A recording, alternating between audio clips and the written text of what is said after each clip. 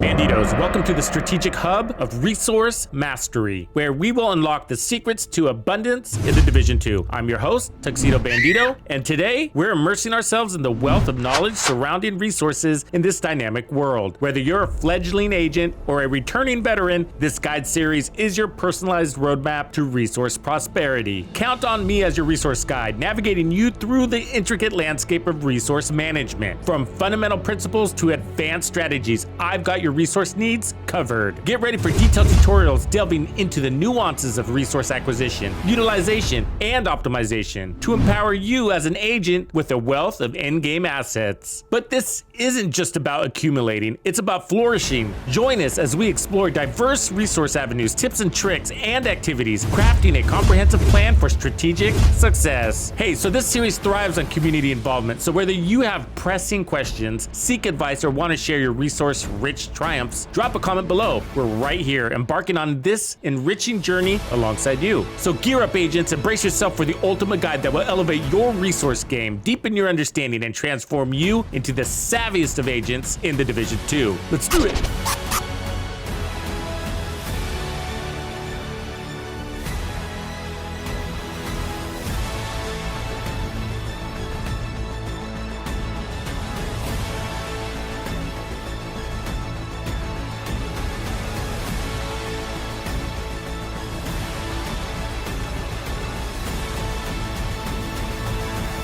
In the Division 2, resources are the lifeblood that fuels every aspect of your journey. Whether you're purchasing items from vendors, delving into the intricacies of crafting, recalibrating your gear, optimizing equipment, or even re-rolling exotics, the demand for resources seems insatiable. The expertise system in particular acts as a relentless vampire, draining your resources to the very last drop. The frustration of depletion is palpable, but here's a dose of truth. Resource management in the Division 2 is an ongoing saga with no end in sight. This is where the true grind of the game resides. How do we kick off this massive journey? By giving you a complete rundown of all essential resources that demand your attention, with a comprehensive ranking system, unveiling the priorities and challenges that will shape your strategic approach. You will learn the most direct paths to acquiring these resources. We'll cover a weekly routine for efficient, basic resource farming, a daily routine for swift, basic materials acquisition, 2 prime XP farm loops, considered among the finest in the game, the top 3 methods to farm exotics in a comparative analysis, and the creme de la creme way to get all resources in the Division 2 efficiently. But stick around, because I will also be providing you the roadmap to creating your own comprehensive resource farm in the Division 2.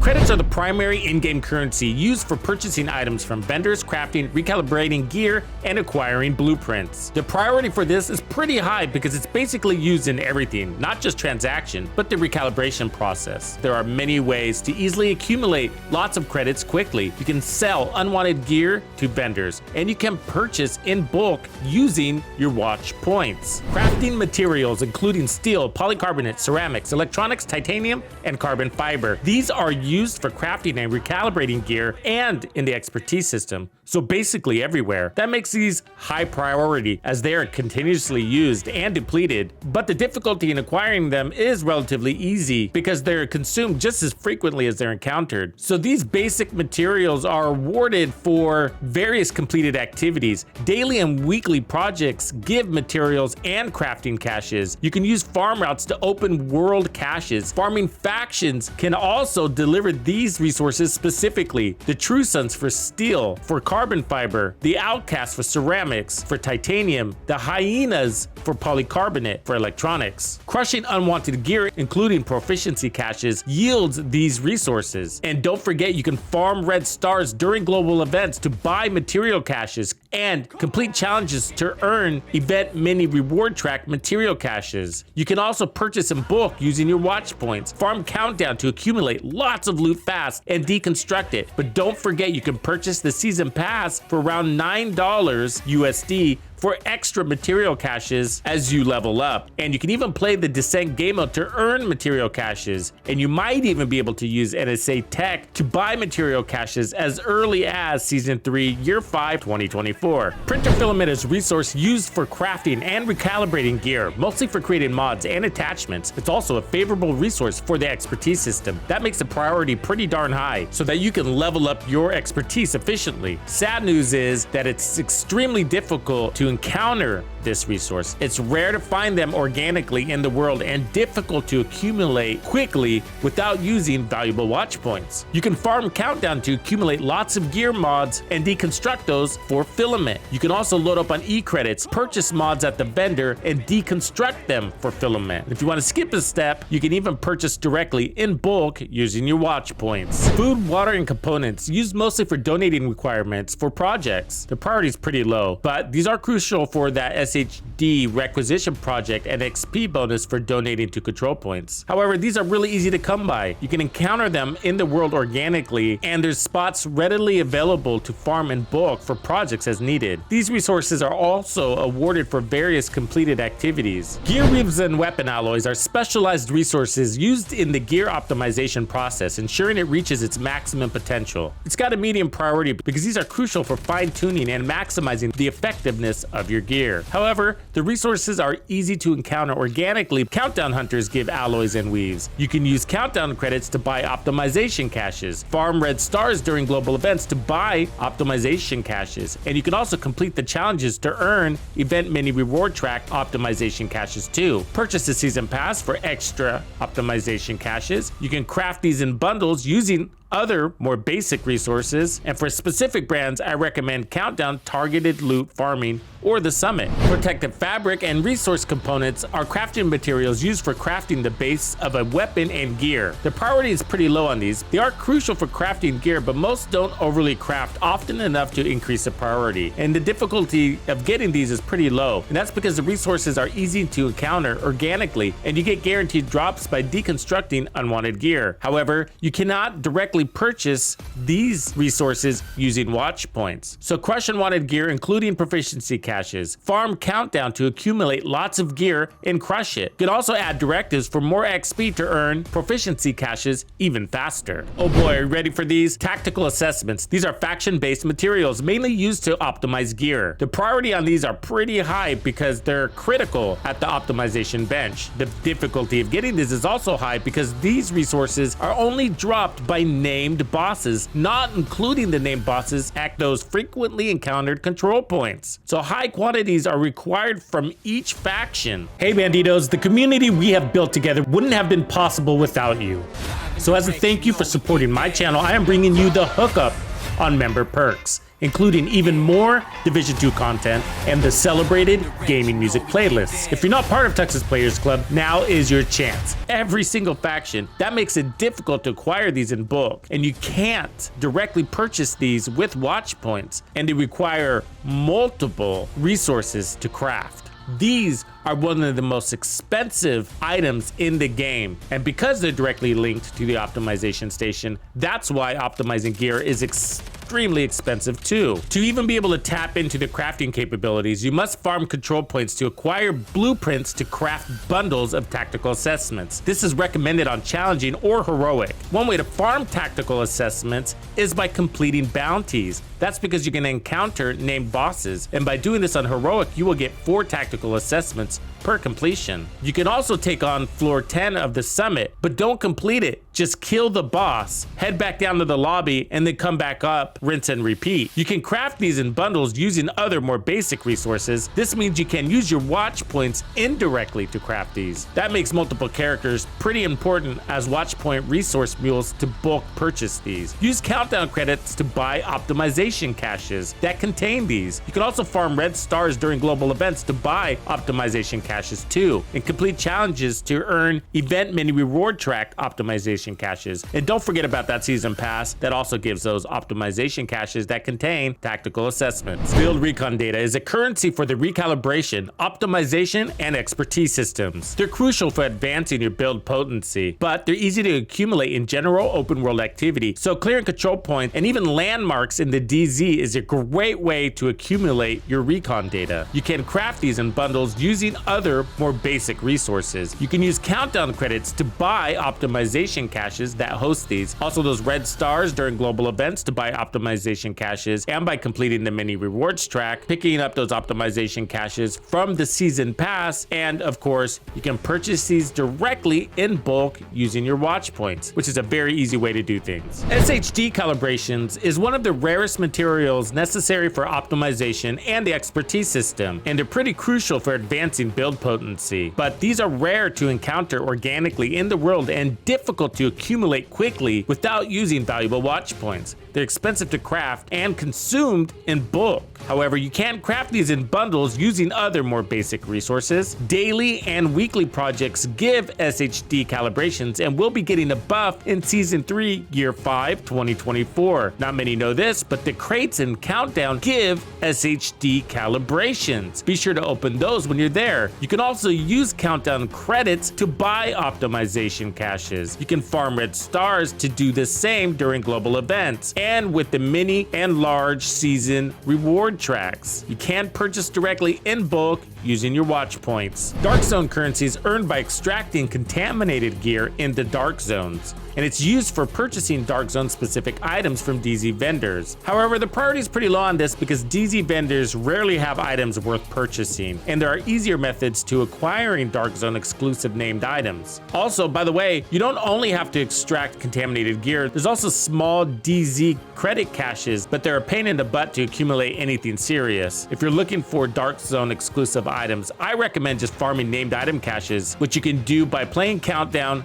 global events, or taking advantage of the season pass. However, there is good news for those that play in the Dark Zone a lot. You can now purchase exotic caches using your Dark Zone credits. Just one more way to get exotics in the Division 2. Boy oh boy, exotic components are one of the rarest materials in the game and extremely important for the expertise and crafting bench. You use them at the crafting bench to reroll exotic attributes, which is going to be more popular than ever in the coming seasons. And in order to boost any of your gear to serious expertise levels, that system is going to consume many of your exotics. The sad thing is that this is the rarest material and cannot be crafted or purchased using watch points. Hey, by the way, if you're looking to be part of a strong, positive community, then I have you covered. Join Tux's Discord. We're not elitists, and we're here to help you get through difficult content, like the Paradise Lost incursion, where we're so much more than just clans and raids. Tux's Discord continues to grow as the central hub for the player base that loves this game and wants to see it thrive. And if you love builds, this is definitely your spot. Exotic components are really consumed in large quantities by the expertise system, making it very challenging to maintain stock and level up expertise for multiple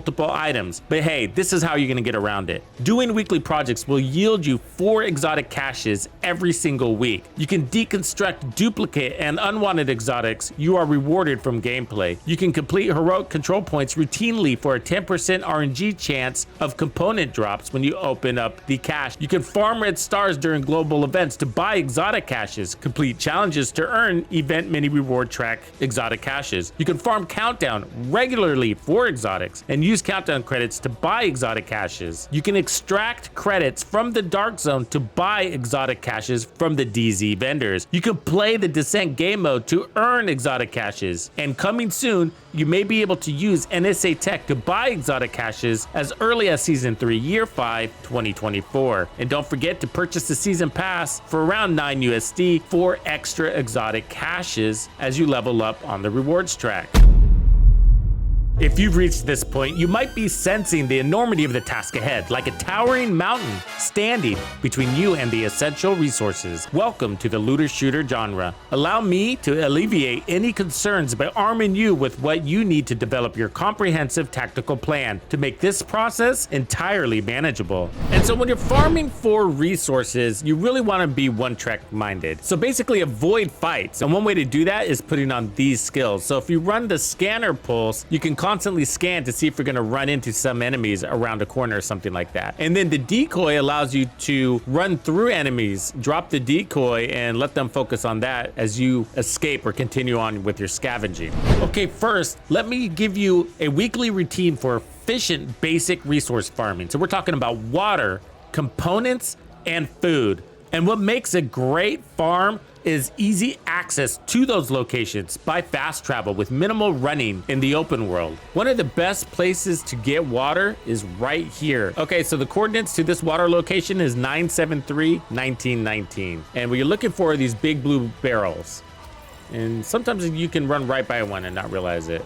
I mean, there's just a ton of these. I'm already full, so I'm just showcasing here what you can grab. I mean, look at all of these. It's crazy. It's all the water you need.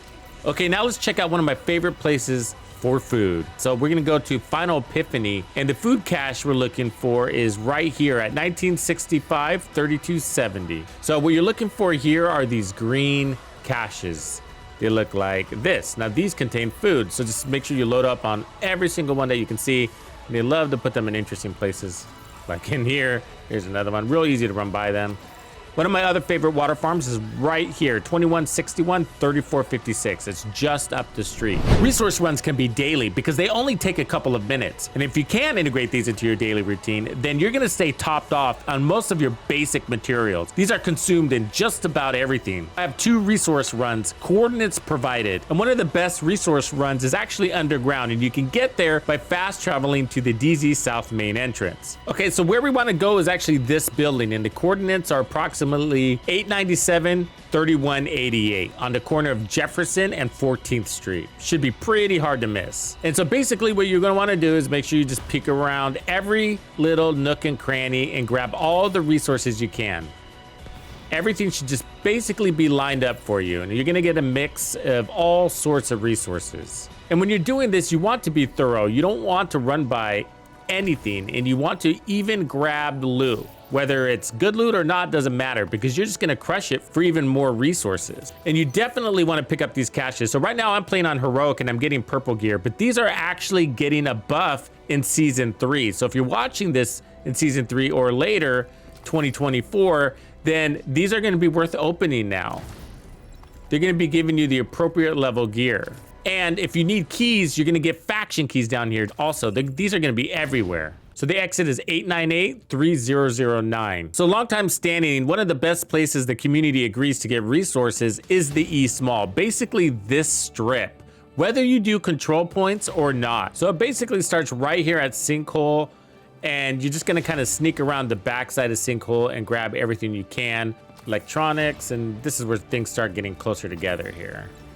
So, but all this stuff we need. It's important for crafting, and so I'll drop a decoy, so they'll focus on that.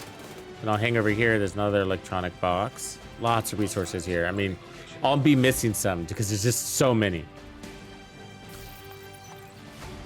And all right here is a big little cluster.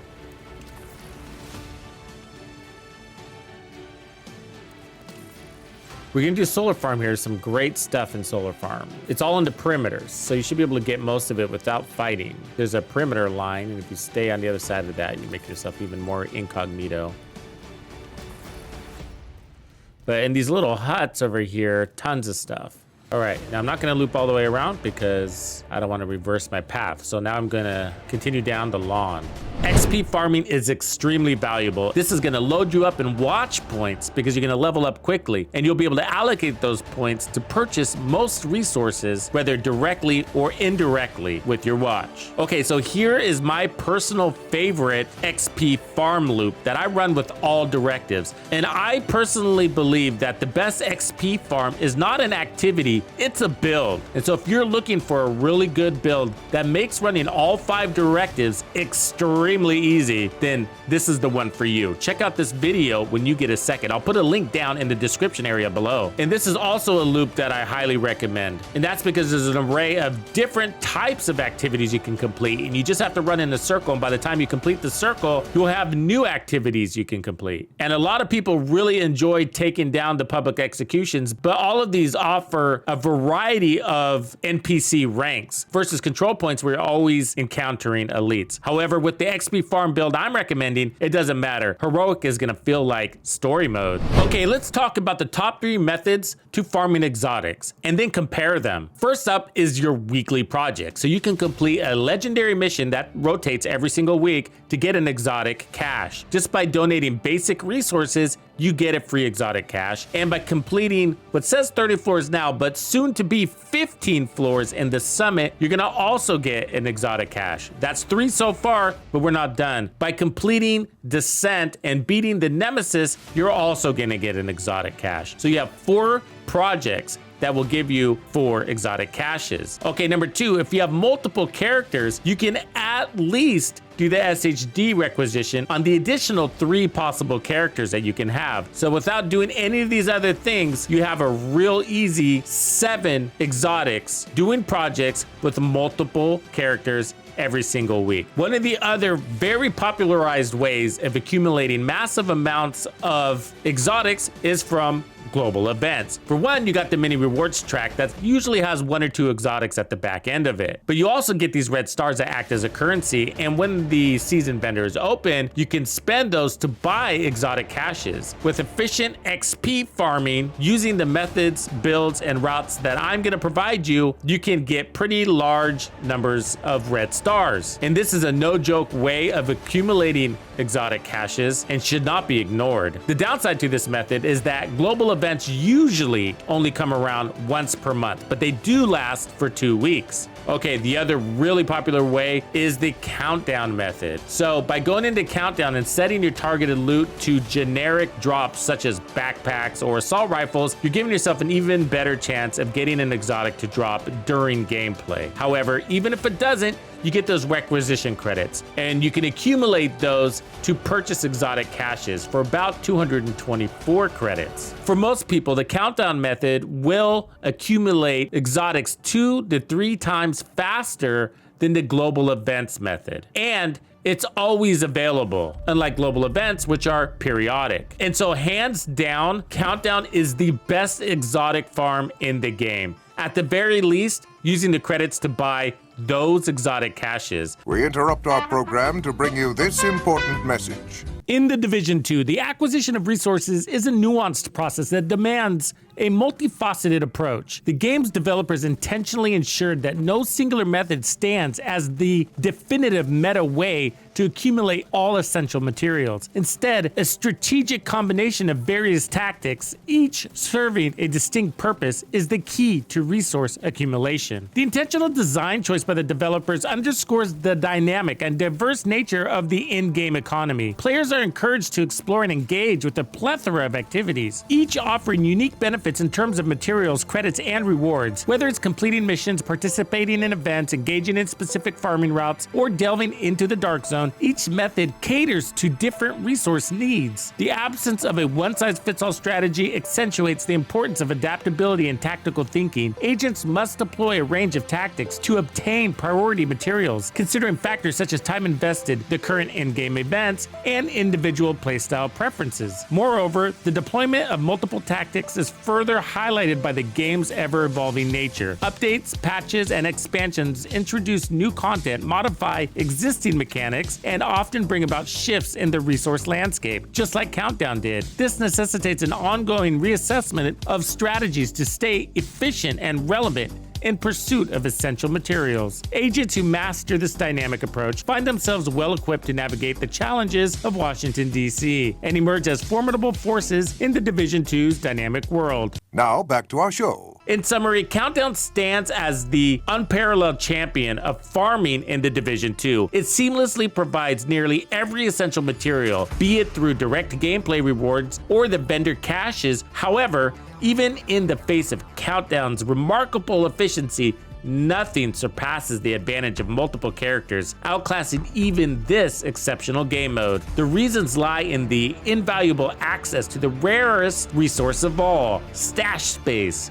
Utilizing mules not only opens up additional storage, but also presents the most effective method for accumulating various resources in bulk quickly. The brilliance of this approach lies in the passive buildup of watch currency on your mules as your main character progresses. Here's the suggested approach to seamlessly integrate all aspects. Step 1. Kick off your routine by completing your daily materials route. This is only going to take a couple of minutes. Step 2. Prioritize the completion of all weekly projects that offer exotic rewards. Ensure you tackle the SHD requisition project with each mule you've created. Dive into the XP farm loops to steadily level up all your watches, enhancing your bulk resource capabilities. Capitalize on global events by seizing the opportunity to stock up on red stars and event caches, maximizing your gains. Infuse countdown runs 2 to 3 times a week into your routine. Leverage your earned currency to acquire optimization caches and exotic caches. Add a sprinkle of engaging activities such as bounties, descent runs, and daily and weekly projects to keep the experience diverse and dynamic. This comprehensive approach ensures a well-rounded strategy covering daily essentials, progression, event opportunities, and targeted activities to optimize your resource gathering and agent development in the best possible way for the Division 2. Look, I know we covered a lot, but I am sure there are even more we can give to help the community. If you have any tips, suggestions, or even questions, be sure to drop a line below. Thank you for hanging out with me today. My name is TuxedoBandido, and this was another episode of The Division 2. If you found this video helpful, subscribe, like, and turn on notifications to ensure you don't miss out on the fantastic experiences waiting for you in The Division 2. And if you like builds like this, check out the recommended build video I have here for you. If you have anything you want to see covered, be sure to let me know in the comments below. And thank you to all the channel members and donors who make everything possible. Tux Nation wouldn't be without you.